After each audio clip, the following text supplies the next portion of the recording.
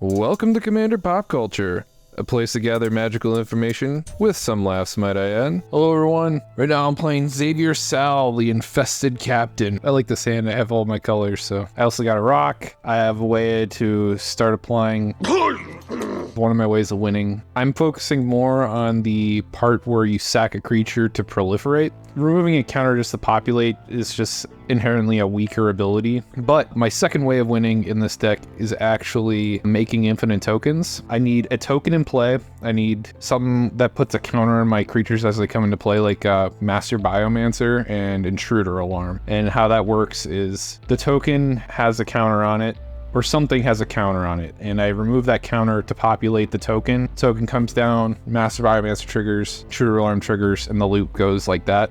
And I make infinite attackers and finish people off on the following turn, or I do that on the last player's turn to make myself a little less vulnerable. The other way that this deck wins is with Liliana Dreadhorde General, as I proliferate her up to the ult and make everyone sacrifice all their permanents. In total, this deck has 3 ways to win, which is pretty dense for a budget deck. I am breaking my budget with Liliana. I just feel like this deck is going to be really slow and grindy, and it could probably use all the win conditions it could get, especially if once I apply that first poison counter, people are not going to be too thrilled. Speaking of which, I drew a prologue to Phyrexis, so I don't even have to do the Pestilent Siphoner. I could just apply 3 counters and move on from there. In that case, I think I'll just play the Gyre Sage and start racking up evolve counters. Let's take a look at our opponents. They're playing against Estrid, an Enchantress, Commander, Old Rutsein, and a Chainer.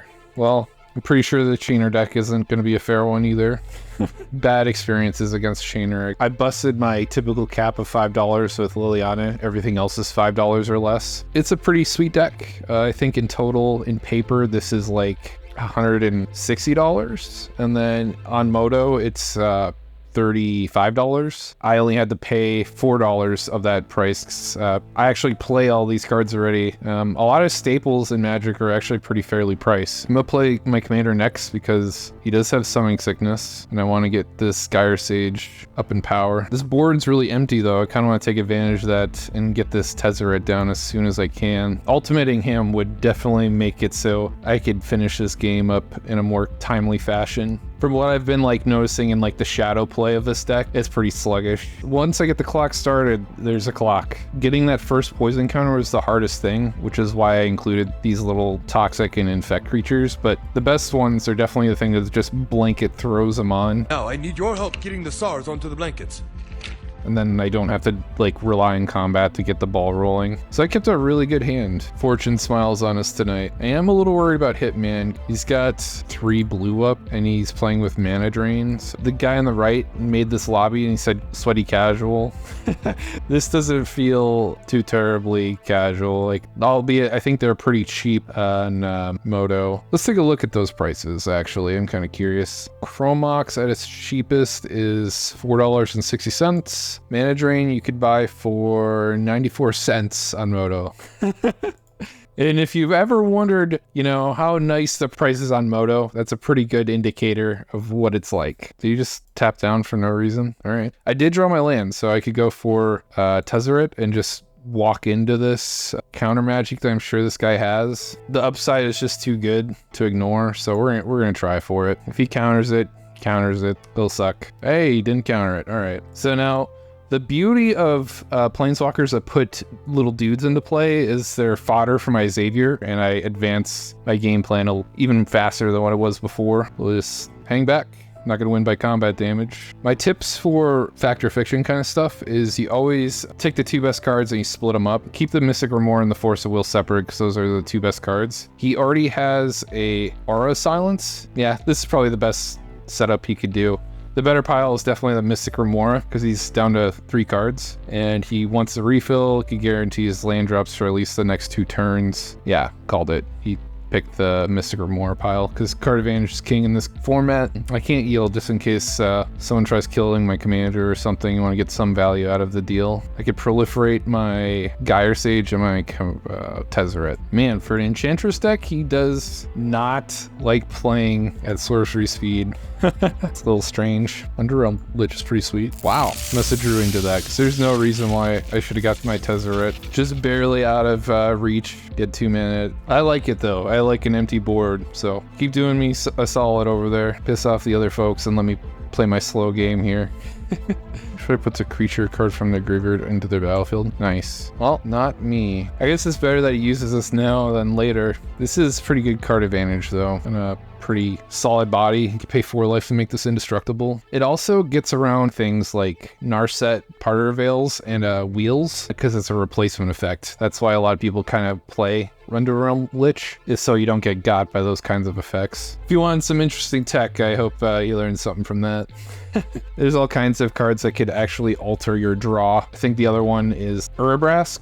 Not the one from March of the Machine, but the one from Streets of New Capenna. You place your draw effect and start exile stuff off the top of your library, and it gets turned into an impulse effect. Uba Mask. Okay, this is why you wait. My token sucks up this Plague Crafter instead of something I care about. Propaganda's good. Get the wall people away. Maybe I do this first, just in case the guy on the left has removal. There's at least 2 spells to do that. If I would have played a spell first, it would pass priority to him, and he would have had a chance to blow this up without me getting any value, which is why I did it in that order. Yeah, you get your card. Tutors for an artifact or enchantment, puts it on top of his library. Risk Grimoire triggers, draws that card. Mystic Grimoire is so good. I play it in this deck too. It's really cheap. Even in paper, it's like a $5 card in paper. There's no reason people shouldn't be playing Mystic Grimoire, especially nowadays. It used to be like a really expensive card. You'll unfortunately get a couple of draws off me here, because I'm gonna do the Tezzeret's Gambit too. It has begun! Okay, now I need a Intruder Alarm, and then I win the game. I wonder if I go for Renata here just to set up for the possibility, and I deny giving this guy a card. Oh, the right player surrendered. Doesn't want to get poisoned out, I guess. Please play for your life!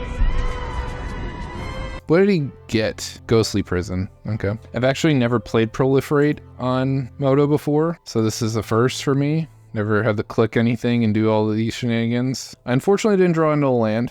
Kind of sucks, but my Gyre Sage got a little bit bigger. He'll get bigger again when I sacrifice this token. Tezzeret will be at 9 loyalty, and I will be really close to winning at that point. Something that I've learned playing Enchantress decks myself is that you end up drawing a ton of lands. So you want Exploration and Burgeoning to offload those lands and ramp yourself. Because once you start cantripping engines in play, it's like off to the races. You're playing Rutsein. Oh, what the heck? I put a stop on his end step and it just passed. That's really annoying. Well, I still think getting this up to 9 is my priority. Get the emblem, play the Tyvar. Now I could untap my commander. Now that I tutor every end step, I don't really care that this guy can draw some cards. Goodbye. Oh, this is an enchantment creature. Costs more due to the Aura Silence. Damn. Okay, in that case, I guess I'll play creatures, just because. Now, I don't want to get my Intruder Alarm quite yet, because he could shoot it with Aura Silence, so maybe I don't even do that. Instead, I think I'll go for just a bunch of stuff that proliferates and gets him out of the game that way. I get Tekuthal. I like that plan. Yeah, let's beat him that way. Now I proliferate twice. I also have the mana to respond to board wipes. I could make him indestructible. I think I'm in a good spot against this deck, especially because I don't win in combat, and he clearly likes to Pillow Fort, and Pillow Forting does nothing against me playing his commander. Now that the other guy's left, I better set a stop. Put the mask on his land, so he's gonna try and blow up our lands, maybe. He's going to make us skip our untap steps. Good thing I have Tyvar and my Kiора's follower here. I mean, it affects him too. He only has 3 mana at his disposal, so I'm not too upset about it. Okay, why can't I'd like to activate this. Is there something in play that doesn't let me activate abilities? Because like I have priority. It's like, why can't I do this? I want to sacrifice my Elves of Deep Shadow. There's some weird stuff going on with Moto. I don't know why I can't activate my commander. Now I could do it. What the heck is the difference? Well, we're just gonna float some mana because I'm gonna make it a sacrificial lamb. Oh, I have to reselect everything? I guess because it says proliferate twice. That's so weird. I have to manually click it again and again and again. I kind of want to see some cards here. Let's experimental augury here. I could have done it at his turn, but whatever. I'm impatient. Mesmerizing Dose. He doesn't have any creatures in play. Pheresis Outbreak puts a poison counter on him. I like the idea of stealing his draws. I just don't have the mana to take advantage of it. So I'll take this. Actually, I just win here, don't I? I'll sack the Gyre Sage, untap my Sal, sack the Curious Follower, and win with the Poisoning.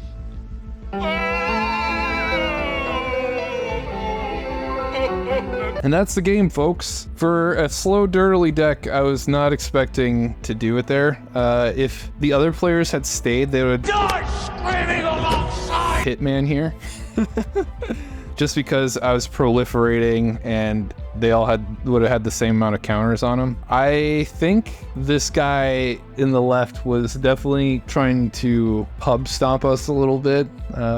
He brought a lot of like nasty stuff to the table. Unfortunately, I was just better suited to play against it. Since he stuck around, I guess I'll give it to him. Just counting the amount of permanents he has in play is just silly. He was only 5 cards ahead of me, even after he drew a bunch off of that Mystic Grimoire too. It's pretty wild. I guess the other people don't like that I was playing poison, although I played it pretty fairly. I think the most effective ways to play Infect is Skithiryx being number 1, because all you have to do is like add water. You just pump him up and he gets surprise kills. The second best is probably the Thran Physician. I forget his name. He sacks a permanent and proliferates. He's probably the second best. Depending on what your strategy is, you can go with either or. Like for Skithiryx, applying the counters is easy. The hard part is killing everybody. And then the inverse problem is with the Thran Physician. Getting the poison counter on everybody is hard, while getting him to 10 is the easy part. So take your pick of what you would rather do, but I think the mono black Infect decks are probably the best. I definitely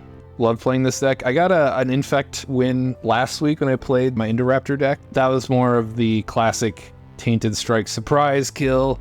This is a, I give you the Herpagonosyphilaids and you just have the clock started. You have X amount of time to live, and I guess that was enough to make the other 2 players quit. They did not know about disease until the white man came. Maybe I wasn't the factor that made people quit. Maybe it was the guy on the left that brought the power and all the stacks pieces. Let me know in the comments, who do you think's at fault for making people quit? This deck is a $35 deck. If people have issues with how I played, that's on them. I played and beat them fair and square. Like I don't know how more fair I could possibly be. And I beat them without going infinite, which is also pretty funny. I guess I could tell based on the voting, I got the least amount of votes, while the guy on the left got the most. You get a vote for winning, so half my votes is accounted for. I think Hitman gave me the other one because he was just surprised with the deck and how it performed. I don't know if he'd be insulted knowing he got beat by a $35 deck, but most people are. I don't tell people how my decks are worth because I don't want to make them upset. I would have waited forever in queue times just to play a game, because if I posted in my queue that this is a $35 deck, I would have probably just sat here forever, and no one's got the time for that. So it forces me to join other people's lobbies, and usually they all have stronger decks than me. And it's very satisfying for me to pick up W's. It just goes to show that money doesn't win all the games you play, and deck building could be a very large part of it. Once you get really good at deck building, it boils down to your opening 7 cards. I think in this scenario, I had a great opening 7, and I was playing with a great deck, even though I'm just like stroking my own ego. All my decks have like a purpose, even though they're dirt cheap to buy and own and play. And I would say, even though these cards are all super cheap, they're all staples. Like, these are cards I play in my $1,000 decks at home. I have very expensive decks that I don't feature on the channel. Now that I brought that up, I am planning on playing a Christmas themed deck on the holiday for all of you to enjoy, and I am not going to be playing on a budget. It just feels like the right time. Something that I thought, if you want to vote and maybe influence what I play, if you go to my channel and you go to my community tab, I have a poll going on. So far, 25 people have voted about what they want me to play. I ask, what's your favorite thing about Christmas? Your choices are cookies, your tree, the snow, or gift giving. And I put the face of the commander in there to fit those themes. Something humorous that I actually thought of is I can incorporate everything into one deck. and just play the commander that gets the most votes. So what do I mean by that is, so far the cookies deck is getting the most votes. I could put Tree Folk in the deck.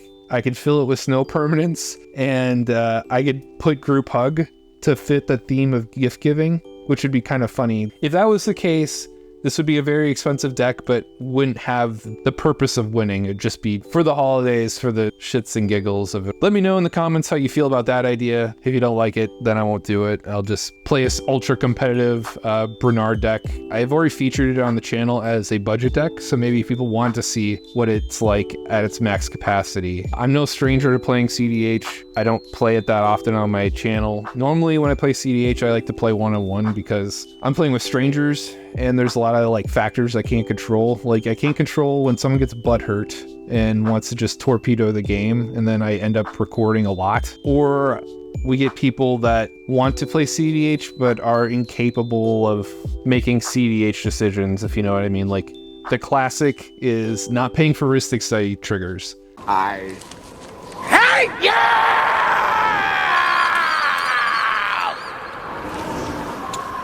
I swear to God, people take a lot of pride in playing CDH and having expensive cards, but they don't have any disciplines. I don't know what the deal is, but I've had one too many games ruined by a Ristic Study and just fools playing the game.